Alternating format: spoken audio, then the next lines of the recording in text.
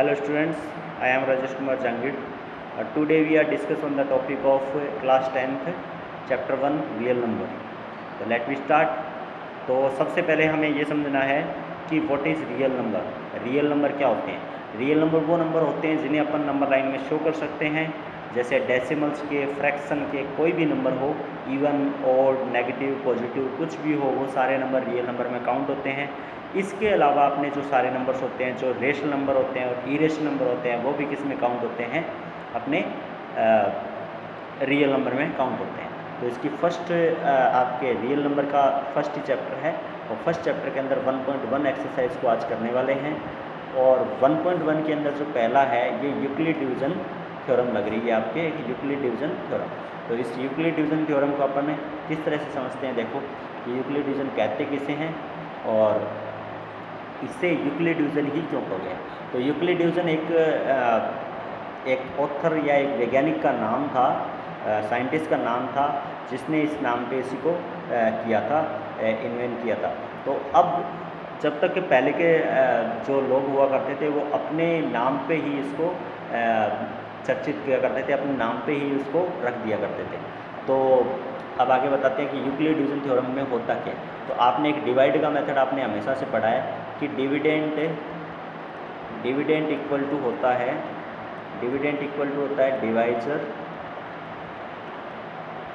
Divisor plus quotient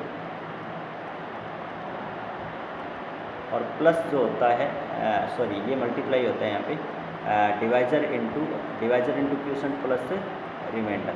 ये कुछ इस टाइप का होता है. तो यहाँ पे अपन बोल सकते हैं कि dividend equal to divisor multiply quotient plus remainder. तो इसी फॉर्म को क्या कहा जाता है? यूक्लिड डिवीज़न थ्योरम कहा जाता है, यूक्लिड डिवीज़न लेमा कहा जाता है. ठीक है, इसमें क्या हो जाता है? एक इंडिकेट कर दिया जाता है साइन से, यहाँ पे एक साइन से कर दिया जाता है. जैसे a is a positive integer, मतलब a का मतलब डिविडेंट, और d is equal to d into q और प्लस r. तो ये क्या है? आपकी यूक्लिड डिवीज़न है, dq और प्लस r. ये आपकी यूक्लिड डिवीज़न थ्योरम. ठीक है, इसी को यूक्लिड डिवीज़न लेमा या यूक्लिड डिवीज़न थ्योरम कहा जाता है. तो देखिए यहाँ पे जो जीरो होता है वो नोट या तो इक्वल टू रिमाइंडर या तो जीरो बच सकता है, उससे ग्रेटर नहीं बचेगा, उससे स्मॉलर नहीं बचेगा, उससे ग्रेटर ही बचेगा डिवाइजर. और डिवाइजर से हमेशा क्या होता है? डिवाइजर से हमेशा ये जो नंबर होता है वो छोटा होता है. ठीक है, तो आगे बढ़ते हैं. अब आगे सबसे पहला जो क्वेश्चन है वो फाइंड द HCF है. तो find the HCF using the Euclid division lemma, Euclid division lemma का यूज करके. तो आपको सबसे पहले 124 और 124 का HCF फाइंड आउट करना है, वो भी डिवीज़न वाले मेथड से. ठीक है, डिवीज़न वाले method. 24 divide by 124 5 times 124 remainder. फिर यहाँ से क्या करना है? अपने को दूसरी टेबल बना देनी है. फिर 24 अंदर डिविडेंट बन जाएगा. 4 डिवाइड बाई 24 6 टाइम. तो ये कंप्लीट डिवाइड हो जाए, वहीं पर स्टॉप कर देना. अब आपको ये मैंने अभी बताई है कि a equal to DQ plus R है जो कि है. अब इस जो चीज़ है, ये वाला जो नंबर है, इसी को इस फॉर्म में राइट करना है. 124 डिविडेंट था, 24 अपना डिवाइजर था, और 5 अपना क्वोटिएंट था. तो 24 मल्टीप्लाई 5 प्लस रिमाइंडर कितना बचा? 4 बचा. अब अगला स्टेप इस डिवाइड के अंदर करना है. तो 24 इक्वल टू 4 इंटू 6 और प्लस रिमाइंडर 0. जहाँ ख़त्म होगा वही आपका क्या होगा? HCF. ठीक है, तो ये आपका फर्स्ट क्वेश्चन हो गया. अब सेकंड क्वेश्चन की तरफ चलते हैं. 867 और 255 का करना है. तो 867 को उसी तरीके से पहले अपने को इस मेथड से करना है. 255 डिवाइड बाई 867 765 टाइम्स 102 बच गया. 102 से यहाँ से जब तक रिमाइंडर बचेगा तब तक करते रहना. 102 डिवाइड बाई 2 और 255 2 टाइम्स 204, और फिर अगला किया 102 बच गया. 102 को अंदर डिविडेंड बनाएंगे. 51 डिवाइड बाई 2 टाइम्स 102. तो कंप्लीट डिवाइड हो गया. अब इसको यूक्लिड डिवीज़न में राइट कर देंगे. 867 जो डिविडेंड था equal into 255 into 3 plus remainder 102.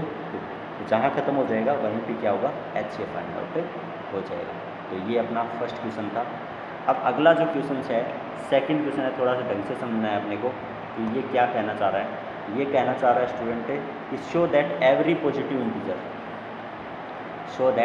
Positive integers even integer will be the form of 2Q and every odd integer is the of the form of 2q plus 1।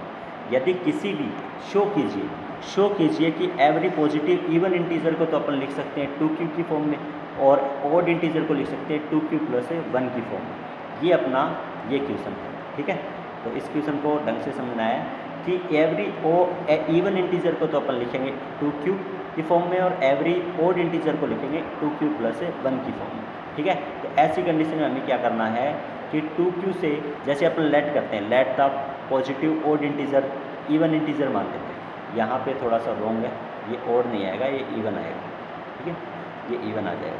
तो even मान लेते हैं 2 4 6 8 सबसे पहले इवन वाला कर रहे हैं, फिर ओड वाला करेंगे। 2 + 4 2 4 6 8। यदि अपन 2 को 2 से डिवाइड करेंगे तो 1 टाइम जाएगा, 4 को यदि डिवाइड करेंगे तो 2 टाइम जाएगा, 6 से डिवाइड करेंगे 3 टाइम जाएगा, 8 से डिवाइड करेंगे 2 को तो 4 टाइम। तो हमने देखा कि 0 0 0 0 रिमाइंडर बचा, कंप्लीट डिवाइड हो रहा है, बस क्यूसेंट की जगह पे अपना चेंज हो रहा है। क्या हो रहा है? क्यूसेंट की जगह पे चेंज हो रहा है। यदि अपन यूक्लिड डिवीजन से लेंगे तो 2 = 2 × 1 प्लस रिमाइंडर 0 बचा था, 4 को 2 × 2 प्लस रिमाइंडर 0, 6 का 2 × 3 प्लस रिमाइंडर 0, 4 का 8 का लिखेंगे 2 4 = 8 रिमाइंडर 0। तो इसी तरीके से अपना कंप्लीट तरीका हमने देखा कि रिमाइंडर है वो कंटिन्यू 0 आ रहा है, और डिवाइजर है वो तो 2 2 2 सभी का सेम है, केवल क्यूसेंट की जगह पे चेंज हो रहा है। जबकि क्यूसेंट के लिए सबसे पहले कहा गया था कि क्यूसेंट तो कुछ भी आ सकता है, तो 2q प्लस से 0 की फॉर्म में लेंगे, मतलब q की जगह पे अपन q रख सकते हैं, और 2 अपना डिवाइजर आ ही रहा है, तो इस फॉर्म में अपन लिख सकते हैं 2q प्लस से 0, और 2q प्लस 0 का मतलब 2q ही होता है। तो पहला आ गया, यदि एवरी कोई भी इंटीजर को यदि इवन डिजिट से डिवाइड किया गया, तो वो कंप्लीट डिवाइड हो जाएगा, मतलब 2q की फॉर्म में आ जाएगा। सेकंड क्वेश्चन है इसी टाइप का, सेकंड पार्ट है इसका कि एवरी ओड इंटीजर को 2q प्लस 1 की फॉर्म में राइट किया जाता है। तो ऐसे अपन ओड इंटीजर 1 हो गया, 3 हो गया, 5 हो गया, 7 9, इसी तरह इन सबको यदि 2 से डिवाइड किया जाएगा, 2 से डिवाइड किया 1 remainder 1 remainder 1 remainder 1 remainder 1 remainder, सबके अंदर 1 रिमाइंडर होता है। तो यदि अपन इस फॉर्म में लिखेंगे तो 2 × 1, देखो 2 0 1 2 3 4 5 ऐसे रिमाइंडर बच रहा है। यहाँ पे अपन कुछ भी लिख सकते हैं, यहाँ पे अपन q लिख सकते हैं, यहाँ पे अपन क्या लिख सकते हैं, q लिख सकते हैं। तो 2q प्लस 1 की फॉर्म आ रहा है, मतलब 1 1 1 1 सबके अंदर रिमाइंडर सेम बच रहा है। तो एवरी ओड इंटीजर को किस फॉर्म में लिखा जाता है, 2q की फॉर्म में, और एवरी ओड इंटीजर को 2q प्लस 1 की फॉर्म में, ठीक है। तो इस तरह से अपन राइट कर सकते हैं।